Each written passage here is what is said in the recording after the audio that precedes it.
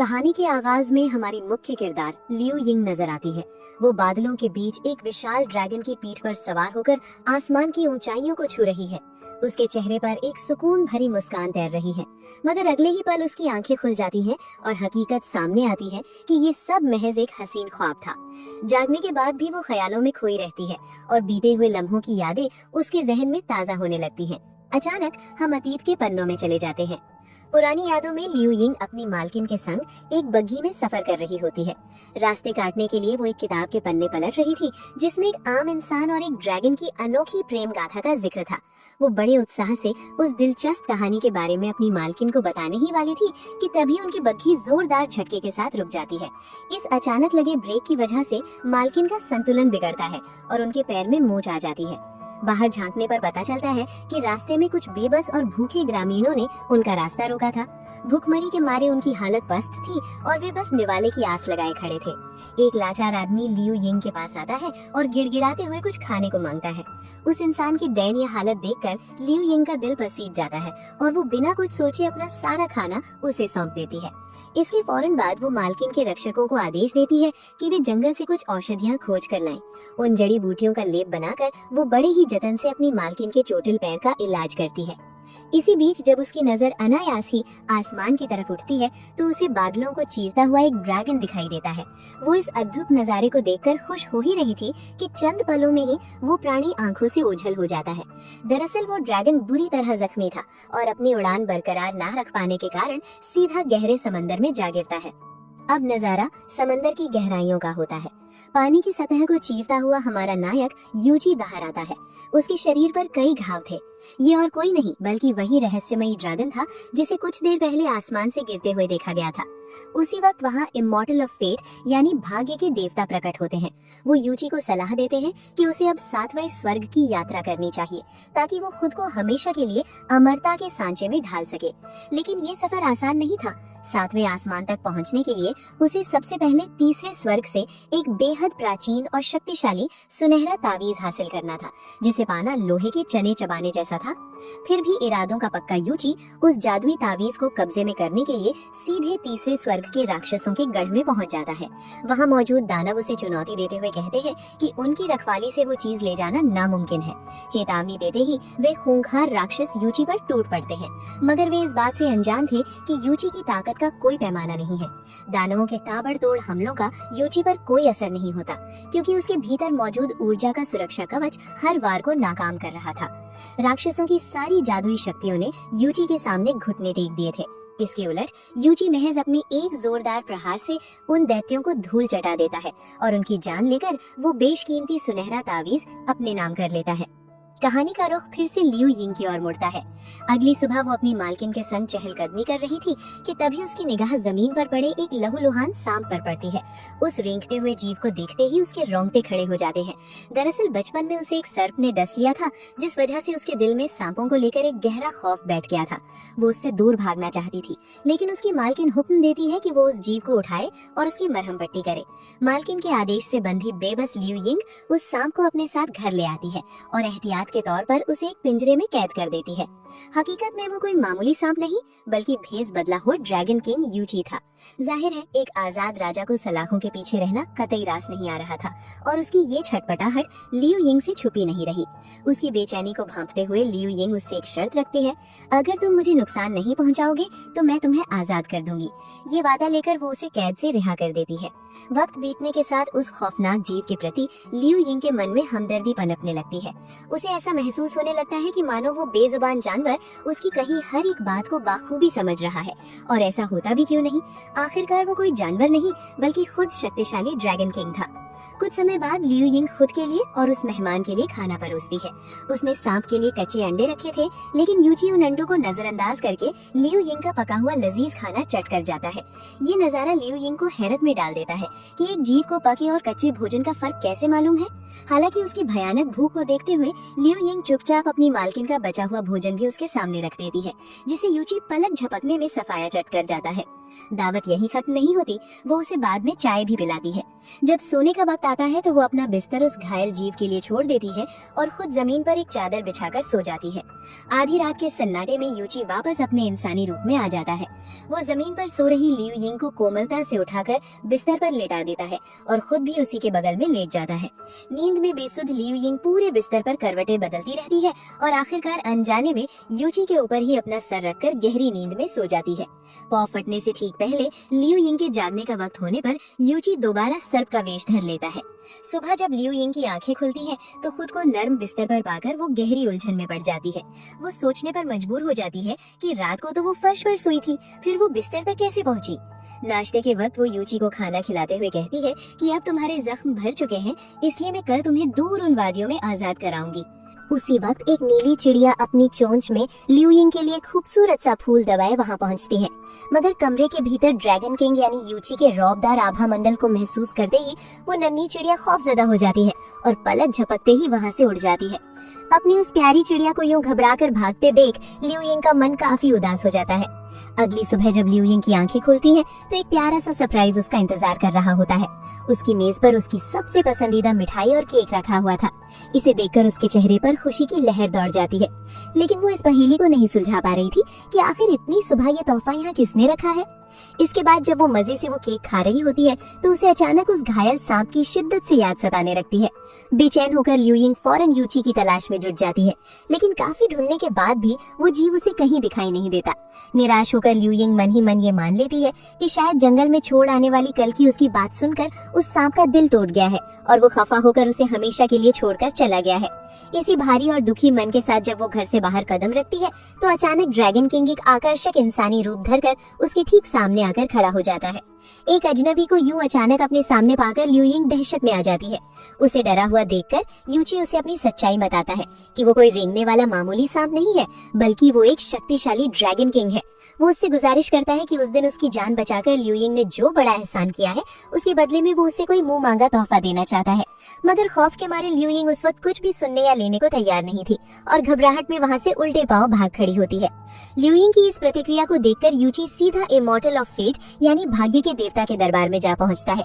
जब देवता को ये मालूम पड़ता है कि यूची ने आखिरकार वो जादुई और सुनहरा तावीज हासिल कर लिया है, तो उनकी खुशी का कोई ठिकाना नहीं रहता। इधर यूची ने स्वर्ग के तीसरे दरवाजे को भी सफलतापूर्वक पार कर लिया था।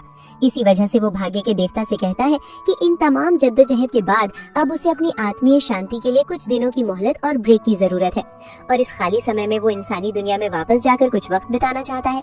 ये सुनकर इससे पहले कि भाग्य के देवता उसे कुछ समझाते या कोई और बात कहते, ड्रैगन किंग पल भर में ही वहाँ से हवा में विलीन हो जाता है। दूसरी तरफ वो नीली चिड़िया अपने रोजमर्रा के नियम के अनुसार आज भी लियू यिंग के लिए एक ताजा फूल लेकर आती है, पर आज उसे लियू यिंग वहाँ कहीं दिखाई नहीं देती। उसे वहाँ ना पाकर वो चिड़िया निराश होकर वापस लौटने ही वाली थी कि तभी ड्रैगन किंग वहाँ आ धमकता है। उसे देखते ही चिड़िया के होश उड़ जाते हैं और वो फड़फड़ाते हुए वहाँ से भागने की कोशिश करती है, लेकिन यूची फौरन उसे अपनी मजबूत पकड़ में ले लेता है। वो उससे कड़क आवाज में सवाल करता है कि वो आखिर हर रोज यहाँ किस लिए आती है। खौफ के साए में कांपते हुए नीली चिड़िया अपनी दास्तान सुनाती है कि एक बार जब वो लहूलुहान और बुरी तरह घायल थी, तब लियू यिंग ने ही मसीहा बनकर उसकी जान बचाई थी और उसी बड़े एहसान का कर्ज उतारने के लिए वो रोजाना उसे एक फूल भेंट करने यहाँ आती है। इसके साथ ही वो चिड़िया सहमते हुए ये भी कहती है कि अगर उसे उसका यहाँ आना गवारा नहीं है, तो वो आज के बाद कभी इस जगह का रुख नहीं करेगी। चिड़िया की ये मासूम और डरी हुई बात सुनकर यूची उसे आश्वस्त करते हुए कहता है कि उसे ऐसा कुछ भी करने की जरूरत नहीं है। वो अब तक जिस तरह से लियू यिंग के लिए फूल लाती रही है, अपना वो काम बिना किसी खौफ के बेझिझक जारी रख सकती है। कहानी का दृश्य बदलता है और हम देखते हैं कि लियू यिंग की मालकिन आज पूजा अर्चना के लिए मंदिर जाने की तैयारी कर रही है। वो लियू यिंग को भी साथ चलने का आदेश देती है, लेकिन लियू यिंग ये कहकर टाल देती है कि पवित्र जगह पर जाते ही उस पर नींद हावी होने लगती है, इसलिए वो नहीं जाना चाहती। मालकिन के मंदिर रवाना होने के बाद फुर्सत पाकर लियू यिंग अकेली ही शहर के बाजार की रौनक देखने निकल पड़ती है। उसे बाजार जाता देख ड्रैगन किंग भी छुपते छुपाते उसके कदमों के निशानों का पीछा करने लगता है। बाजार की एक दुकान से लियू यिंग एक किताब खरीदती है। उसे ऐसा करते देख यूची भी हूबहू वही किताब खरीद लेता है। असल में वो एक प्रेम कहानियों का संग्रह था, जिसके पन्नों में एक नायिका अपने प्रेमी से उम्र भर साथ निभाने का वादा मांग रही थी। किताब के पन्नों में दर्ज था कि कैसे एक शूरवीर नायक अपनी प्रेमिका को घोड़े की पीठ पर बिठाकर उम्र भर साथ निभाने का वादा देता है। इस नजारे को पढ़कर यूची ख्यालों में डूब जाता है और अगली ही फुर्सत में लियू यिंग के कमरे में जा धमकता है। अचानक उसे अपने कमरे में पाकर लियू यिंग की जान हलक में आ जाती है और वो बुरी तरह सहम जाती है, मगर यूची उसकी घबराहट को नजरअंदाज करते हुए ठीक उसी किताबी आशिक की तरह बर्ताव करने लगता है। वो चाहता था कि इस हरकत से वो अपने दिल के जज्बात और लियू यिंग की अहमियत उसे समझा सके, मगर लियू यिंग इस रूमानी अंदाज से खुश होने के बजाय आग बबूला हो जाती है। तभी यूची को किताब में लिखी एक और बात याद आती है कि लड़कियों की नाम में ही उनकी हाँ छुपी होती है। यही सोचकर वो लियू यिंग को अपनी बाहों में भरता है और हवाओं को चीरते हुए उसे आसमान की बुलंदियों पर ले जाता है। जमीन से इतनी ऊंचाई देखकर लियू यिंग की रूह कांप जाती है और वो खौफ के मारे जोर जोर से चीखने चिल्लाने लगती है। उसकी ये बदहवास हालत देखकर यूची तुरंत उसे जमीन पर वापस ले आता है। वो मन ही मन उलझन में था कि उसने बिल्कुल वैसा ही किया जैसा उस प्रेम कहानी में लिखा था, फिर भी लियू यिंग मुस्कुराने के बजाय इतनी खफा क्यों है। गुस्से से तमतमाई लियू यिंग उससे नाराज होकर अपने घर की ओर कदम बढ़ा देती है। रास्ते में उसकी नजर एक घायल और बेबस बिल्ली पर पड़ती है। उसकी ये दयनीय हालत देखकर लियू यिंग का दिल पसीज जाता है और वो एक टोकरी का जुगाड़ करके उस बिल्ली को इलाज के लिए अपने साथ ले जाने लगती है। तभी अचानक उसके कानों में कुछ खौफनाक और अजीब सी आवाजें गूंजती हैं। जैसे ही वो पलटकर देखती है, 3 भयानक दानव उस पर जानलेवा हमला करने के लिए तैयार खड़े थे। इससे पहले कि वे उस पर झपटते, यूची किसी रक्षक देवता की तरह वहां प्रकट होता है और अपनी प्रेमिका को उन खूंखार राक्षसों के चंगुल से बचा लेता है। यूची के खौफनाक प्रहारों की मार खाकर वे दानव अपनी जान बचाकर वहां से भाग खड़े होते हैं। तभी वहां कुछ मायावी जादूगरों की टोली आ पहुंचती है। वे सभी उन राक्षसों को वहां से खदेड़ने के लिए यूची के सामने नतमस्तक होकर उसका आभार व्यक्त करते हैं। जाते जाते वे ये भी वचन देते हैं कि भविष्य में जब भी ड्रैगन कबीले को जरूरत होगी, वे उनकी मदद के लिए जरूर हाजिर होंगे। ये कहकर वे जादूगर वहां से ओझल हो जाते हैं। तभी लियू यिंग की नजर यूची के पैर पर जाती है, जो उसे बचाते वक्त थोड़ा जख्मी हो गया था। अब कहानी का रुख नीली चिड़िया की ओर मुड़ता है, जो उड़ान भरते भरते ड्रैगन लोक के विशाल पुस्तकालय में पहुंच जाती है। वहां उसका सामना इमॉर्टल ऑफ फेट यानी भाग्य के देवता से होता है। उनकी दिव्य उपस्थिति देखकर नीली चिड़िया बेहद प्रभावित हो जाती है। वो अपना दर्द बयां करते हुए कहती है कि एक वक्त था जब वो अपने मुल्क की सबसे हसीन मलिका थी, मगर माथे पर लगी एक बदनुमा चोट ने उसका सारा हुस्न छीन लिया है। वो यहाँ उन पुरानी किताबों में अपना खोया हुआ रूप वापस पाने का कोई जादुई नुस्खा तलाशने आई है। उसकी पीड़ा सुनकर भाग्य के देवता उसे राह दिखाते हैं कि इस परेशानी का सटीक हल उसे लुओफेंग नाम की जगह पर मिल सकता है। ये उम्मीद की किरण पाते ही नीली चिड़िया वहां जाने के लिए तुरंत निकल पड़ती है। दूसरी तरफ यूची और लियू यिंग जब अपने घर की राह पर थे, तो आसमान से अचानक जोरदार बारिश होने लगती है। बारिश से बचने के लिए लियू यिंग जैसे ही अपना छाता खोलती है, यूची प्यार से वो छाता उसके हाथ से लेकर खुद थाम लेता है। यूची के इतने करीब होने का एहसास लियू यिंग के दिल में एक अजीब सा सुकून और खुशी भर देता है। इस बीच नीली चिड़िया भाग्य के देवता के बताए पते पर पहुंच जाती है, लेकिन वो जगह उसे किसी रहस्यमयी और अजीबो गरीब दुनिया जैसी मालूम होती है। कहानी फिर से लियू यिंग और यूची की तरफ लौटती है। वे बाजार की चहल पहल के बीच से गुजर रहे थे। यूची के आकर्षक रूप और बेपनाह हुस्न को देखकर वहां मौजूद तमाम लड़कियां उस पर फिदा हो रही थी और मन ही मन दुआ कर रही थी कि काश उन्हें भी ऐसा ही खूबसूरत जीवन साथी मिल जाए। हद तो तब हो गई जब एक लड़की जानबूझकर यूची के कदमों में गिर पड़ी, महज इस उम्मीद में कि वो उसे अपने हाथों से उठाएगा, मगर यूची इस दिखावे से बचते हुए पीछे हट जाता है। ये सब नखरे देखकर लियू यिंग से रहा नहीं गया और उसने अधिकार जताते हुए फौरन यूची का हाथ थाम लिया। लियू यिंग का ये स्पर्श यूची के दिल को गहराई तक छू जाता है, मगर कुछ ही कदम चलने के बाद लियू यिंग झेपकर उसका हाथ छोड़ देती है। ये देखकर इस बार यूची आगे बढ़कर आत्मीयता से उसका हाथ अपने हाथों में ले लेता है। इसके बाद वो उसे वही प्रेम कहानियों वाली किताब दिखाता है, जिसे पढ़कर वो कुछ देर पहले उसके साथ वो रोमानियत भरा बर्ताव कर रहा था। लियू यिंग उसे हिदायत देती है कि उसे ये सब किताबी आशिकी छोड़कर कोई ढंग की किताब पढ़नी चाहिए, वरना लोग उसके इरादों को गलत समझ बैठेंगे। इसके बाद वो यूची के हाथों में सांपों की प्रजाति से जुड़ी एक किताब थमा देती है। घर पहुंचकर यूची रात भर आंखों में बिना नींद लिए उस किताब को पूरी शिद्दत और ध्यान से पढ़ता रहता है। उधर नीली चिड़िया अपनी मंजिल पीपा तक पहुंच चुकी थी। वहां मौजूद एक जादुई तार के इस्तेमाल से उसके चेहरे का दाग हमेशा के लिए मिट सकता था।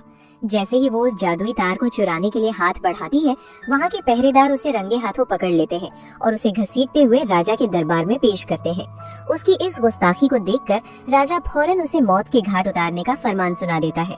नीली चिड़िया गिड़गिड़ाते हुए अपनी मजबूरी और सारी परेशानी बताने की कोशिश करती है, मगर उसकी सफाई सुनकर राजा का गुस्सा और भड़क उठता है।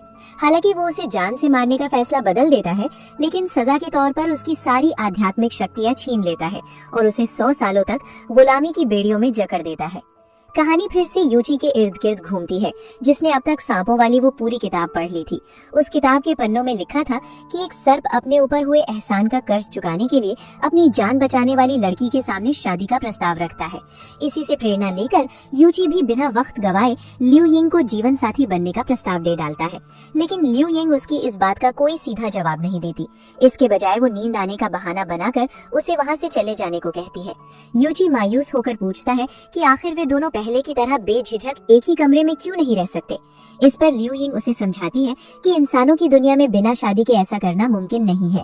ये सुनकर यूची भारी कदमों से वहाँ से चला तो जाता है, लेकिन जैसे ही लियू यिंग गहरी नींद के आगोश में समाती है, वो दबे पांव वापस लौट आता है और चुपचाप उसके पहलू में लेट जाता है। सूरज की पहली किरण फूटने और लियू यिंग के जागने से ठीक पहले वो वहाँ से गायब हो जाता है। दूसरी ओर एक दासी के रूप में काम करते करते नीली चिड़िया की हालत बद से बदतर हो गई थी। उसे पलक झपकने तक की मोहलत नहीं मिलती थी। इसी थकान और नींद की झपकी के कारण उसके कांपते हाथों से एक जलती हुई मोमबत्ती छूट कर गिर जाती है, जिससे वहाँ भयंकर आग लग जाती है। राजा किसी तरह उस आग पर काबू पाता है और इस घोर लापरवाही के लिए उसे 3 दिनों तक भूखे प्यासे रहने का कड़ा दंड देता है। सजा का फरमान सुनते ही नीली चिड़िया के सब्र का बांध टूट जाता है और वो अपनी हदें भूलकर राजा से ही जोरदार बहस करने लगती है। एक अदना सी दासी को इस तरह बगावत करते देख राजा के होठों पर अचानक एक रहस्यमयी और दबी हुई मुस्कान तैर जाती है, जिस पर उसे खुद भी यकीन नहीं हो रहा था। इधर लियू यिंग अकेलेपन में यूची की यादों में खोई हुई थी और उसे बहुत याद कर रही थी। तभी यूची उसकी पसंद का स्वादिष्ट केक लेकर उसके सामने हाजिर हो जाता है। लियू यिंग राहत की सांस लेती है जब वो देखती है कि यूची के पैर का घाव अब पूरी तरह भर चुका है। कुछ देर बाद यूची बाजार की रौनक देखने निकला। वहाँ एक तमाशा चल रहा था, जहाँ 2 लड़कियां इंसानों की दुनिया के इश्क और जज्बातों को कविताओं के जरिए बयान कर रही थी। उनके संवादों का सार ये था कि जब 2 दिल एक दूसरे के लिए धड़कते हैं तो वो एक दूसरे की बेइंतहा फिक्र करते हैं, लेकिन चाह कर भी अपने जज्बातों को सही तरह से बयान नहीं कर पाते। इन अल्फाजों को सुनकर यूची के जहन में भी लियू यिंग की ही तस्वीर उभर आती है। इसके बाद यूची वहाँ के एक भोजनालय में कुछ पकवान चखता है जो उसे बेहद लजीज लगते हैं। वो चाहता था कि लियू यिंग भी इन पकवानों का स्वाद चखे, लेकिन उस जगह का सख्त नियम था कि खाना बाहर ले जाने की इजाजत नहीं थी। इसलिए यूची खुद लियू यिंग को वहाँ ले आता है और उसे वो पकवान खिलाता है। लियू यिंग को भी वो खाना इतना पसंद आता है कि वो लगभग सब कुछ अकेली ही चट कर जाती है। बस आखिरी निवाला वो यूची के साथ बांट कर खाती है। दोनों के बीच ये प्यारा सा पल चल ही रहा था कि तभी वहाँ एक औरत यूची के पास आकर बेशर्मी से कहती है कि वो उस पर फिदा हो गई है और अगर वो चाहे तो वे दोनों अकेले में किसी कमरे में चल सकते हैं। उस औरत की लहजे से लियू यिंग को तुरंत समझ आ जाता है कि ये कोई शरीफों की जगह नहीं बल्कि जिस्म फरोशी का अड्डा है। ये सच्चाई जानते ही लियू यिंग का खून खौल उठता है और वो गुस्से में तमतमाती हुई वहाँ से बाहर निकल जाती है। यूची परेशान होकर उसके पीछे पीछे भागता है और उसे मनाने की कोशिश करते हुए सफाई देता है कि इन सब में उसका कोई कसूर नहीं है। यूची अपनी बेगुनाही साबित करते हुए बड़ी मासूमियत से कहता है कि उसे इस बदनाम जगह की हकीकत का कोई अंदाजा नहीं था। वो तो महज उन स्वादिष्ट पकवानों की महक के लालच में यहाँ खींचा चला आया था। यूची के चेहरे पर सच्चाई देखकर लियू यिंग का गुस्सा मोम की तरह पिघल जाता है। उसे अपनी जल्दबाजी पर पछतावा होता है और वो अपने इस रूखे बर्ताव के लिए यूची से फौरन माफी मांग लेती है। जब वे दोनों वहाँ से थोड़ा आगे बढ़ते हैं तो उनकी नजर एक नुक्कड़ नाटक पर पड़ती है, जहाँ एक राजा को सिंहासन पर बैठकर इंसाफ करते हुए दिखाया जा रहा था। इस दृश्य को देखकर यूची के चेहरे पर एक कड़वी मुस्कान उभर आती है। वो व्यंग्य कसते हुए कहता है कि ये इंसाफ और न्याय के दावे सिर्फ कहानियों तक ही सीमित है। हकीकत में ऐसा कुछ नहीं होता। यहाँ तक कि स्वर्ग में भी किसी को सच्चा न्याय नहीं मिलता। लियू यिंग उसकी इस कड़वाहट का कारण पूछती है। तब यूची अपने अतीत के पन्नों को पलटते हुए बताता है कि एक बार स्वर्ग के एक बेहद शक्तिशाली देवता के साथ हुए भयंकर युद्ध में वो बुरी तरह जख्मी हो गया था। दर्द से तड़पते हुए वो एक अजीब से जादुई पत्थर के पास जा पहुंचा, जिसकी चमत्कारी ऊर्जा ने पलक झपकते ही उसके सारे घाव भर दिए। लेकिन उसकी किस्मत ने यहाँ भी धोखा दिया। स्वर्ग के पहरेदारों ने उसे उसी पत्थर को चुराने के झूठे इल्जाम में गिरफ्तार कर लिया। यूची ने खुद को बेगुनाह साबित करने की लाख कोशिशें की, मगर किसी ने उसकी एक न सुनी। उल्टे स्वर्ग के अधिपति ने उसे सजा के तौर पर पूरे 1000 सालों तक आकाशीय बिजली की खौफनाक मार सहने का दंड सुना दिया। वे सदियां उसने असहनीय पीड़ा में गुजारी, और यही वजह थी कि उस दिन बागीचे में लियू यंग को वो लहूलुहान और अधमरी हालत में मिला था। ये दर्दनाक दास्तान सुनकर लियू यंग का दिल भर आता है और हमदर्दी से वो यूची के हाथों के उन पुराने निशानों को सहलाने लगती है। लियू यंग के स्पर्श से अचानक उसके दिल की धड़कनें बेतहाशा तेज हो जाती हैं। जब लियू यंग घबराकर उससे इस बढ़ती धड़कन की वजह पूछती है तो यूची बड़ी मासूमियत से जवाब देता है, मैंने अभी उस नाटक में सुना था कि जब इंसान अपने प्यार के करीब होता है तो उसकी धड़कनें ऐसे ही बेकाबू हो जाती हैं। ये सुनकर लियू यंग शर्म से पानी पानी हो जाती है और बात टालते हुए कहती है कि नाटकों की बातें सच नहीं होती। ये कहकर वो झेंपते हुए वहाँ से आगे बढ़ जाती है। कहानी एक बार फिर से नीली चिड़िया की तरफ मुड़ती है। वो राजा के भव्य शयन कक्ष की साफ सफाई में जुटी थी। तभी उसकी नजर गहरी नींद में सो रहे राजा पर पड़ती है। वो मंत्रमुग्ध होकर उसके करीब जाती है और निहारते हुए मन ही मन सोचती है कि ये शख्स सोते हुए कितना आकर्षक लगता है। लेकिन तभी अचानक राजा की आंखें खुल जाती हैं। चोरी छिपे उसे देखते हुए पकड़े जाने पर नीली चिड़िया शर्म और घबराहट के मारे वहां से भाग खड़ी होती है। उसे ऐसे भागते हुए देखकर राजा गहरे सोच में पड़ जाता है कि क्या ये वही रहस्यमयी लड़की है जो अक्सर उसके ख्वाबों में आती है। इधर दृश्य फिर से यूची और लियू यंग पर केंद्रित होता है। वे दोनों एक शानदार रेस्टोरेंट में आमने सामने बैठकर खाना खा रहे थे। तभी लियू यंग की नजर पास की मेज पर बैठी एक औरत के हाथ में रखे कागज के एक बेहद खूबसूरत फूल पर टिक जाती है। उस फूल की कारीगरी उसे बहुत भा जाती है। पास खड़ा वेटर आकर बताता है कि ये कोई आम फूल नहीं है, बल्कि ये इनाम सिर्फ उसे मिलता है जो उनके मेन्यू का सबसे भारी भरकम भोजन पूरा खत्म कर सके। यूची को वो इंसानी खाना बिल्कुल पसंद नहीं था, मगर लियू यंग की आंखों में उस फूल के लिए चाहत देखकर वो अपनी सारी नापसंदगी किनारे कर देता है और अकेले ही सारा खाना निगल जाता है। शर्त जीतकर यूची वो कागज का फूल शान से लियू यंग को सौंप देता है।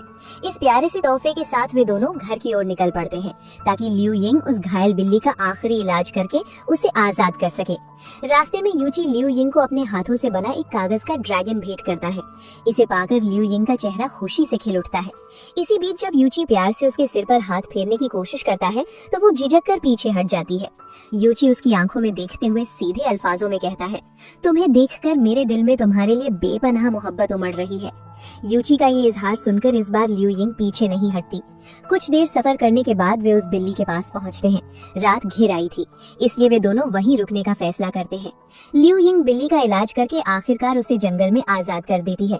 दूर जाती बिल्ली को देखकर उसका दिल भारी हो जाता है और वो उदास हो जाती है। उसकी उदासी दूर करने के लिए यूची उसे हौसला देते हुए कहता है, तुम फिक्र मत करो, मैं तुम्हें कभी अकेला नहीं छोड़ूंगा। इसके बाद यूची अपने जादुई प्रभाव से लियू यंग के कपड़ों को एक बेहद खूबसूरत और शानदार लिबास में बदल देता है। इतना ही नहीं, वो आसमान से सुनहरी आग की बारिश करवाकर एक जादुई नजारा पेश करता है। आसमान को रोशन देखकर लियू यंग अपनी सारी उदासी भूलकर खुशी से मुस्कुराने लगती है। दूसरी तरफ नीली चिड़िया राजा के सामने हाथ जोड़कर गुजारिश करती है कि वो उस पर रहम खाए और उसकी सजा कम करके उसे आजाद कर दे, मगर राजा उसकी किसी भी बात पर ध्यान नहीं देता और उसकी विनती ठुकरा देता है। और इसी मोड़ पर इस कहानी का पहला एपिसोड खत्म होता है। आज के लिए बस इतना ही। आपसे मुलाकात होगी अगले एपिसोड के वीडियो में।